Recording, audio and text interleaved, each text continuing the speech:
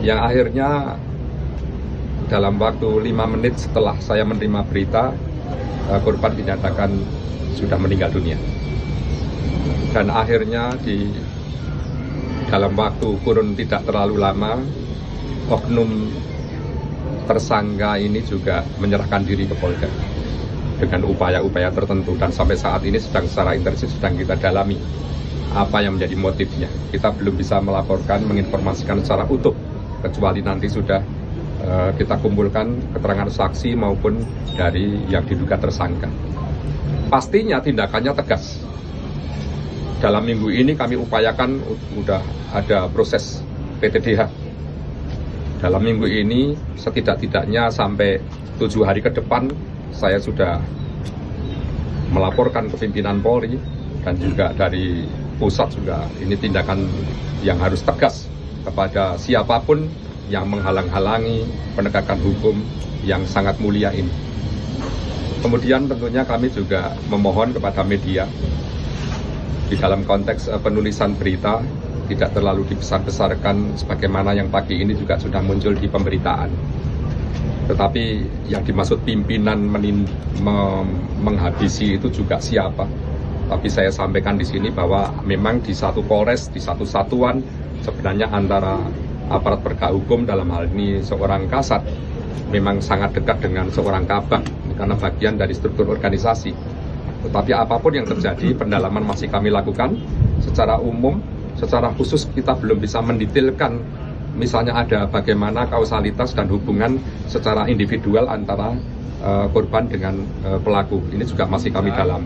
Seorang yatim dan bapaknya sudah meninggal sejak kecil dan beliau hanya diasuh ibu, dan pastinya karirnya sangat bagus karena dari perjalanan karirnya sangat hebat.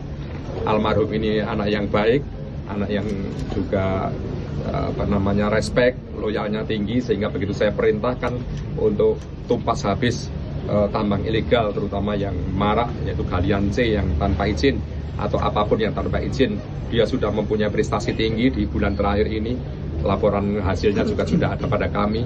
Apresiasi kepada yang bersangkutan juga sudah kami lakukan. Ya, seperti itulah kira-kira. Jenderal, apakah pelaku itu membacking tambang ilegal atau bagaimana, Jenderal? Kalau kami terlalu prematur menyampaikan itu karena hubungan kedua perwira ini juga masih kami dalami seperti apa selama ini.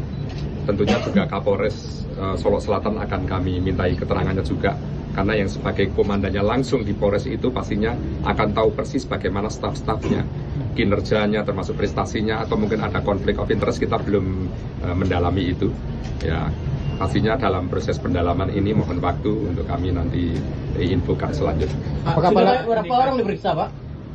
Kalau diperiksa sudah 5 orang yang pagi ini. Ya, diantaranya adalah 2 orang yang bersama Pak Kasat tadi dini hari itu yang bersama-sama memproses dugaan terjadinya galian sirtu yang ilegal, galian C yang ilegal, dan juga termasuk saksi yang lain.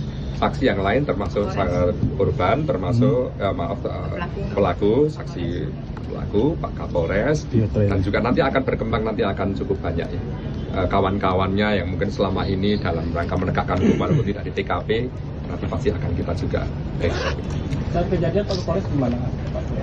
Ada di rumah dinas. Karena kalau kejadiannya di tempat parkir, tapi Pak Kapolresnya posisinya di rumah dinas. Karena saat tadi pagi beliau melapor ke saya, Pak Kapolres jam 12.30, itu seperempat saat setelah info kejadian, pasti kan ada yang melapor ke Pak Kapolres. Pak Kapolres langsung menghubungi saya. Dan sampai pagi ini, sampai hari ini juga saya mengikuti terus perkembangannya. Sehingga kita memang di samping itu kan kita juga akan meng-clearkan manakala ada info-info yang mungkin tidak benar. Termasuk rilis hari ini, saat ini, mungkin nanti ada rilis selanjutnya setelah pendalaman. Karena kita waktunya sangat mendesak, kita akan upacara pelepasan. Mungkin cukup di sini dulu untuk rangkaian bagaimana peristiwa yang terjadi ini. Terima kasih, Jenderal.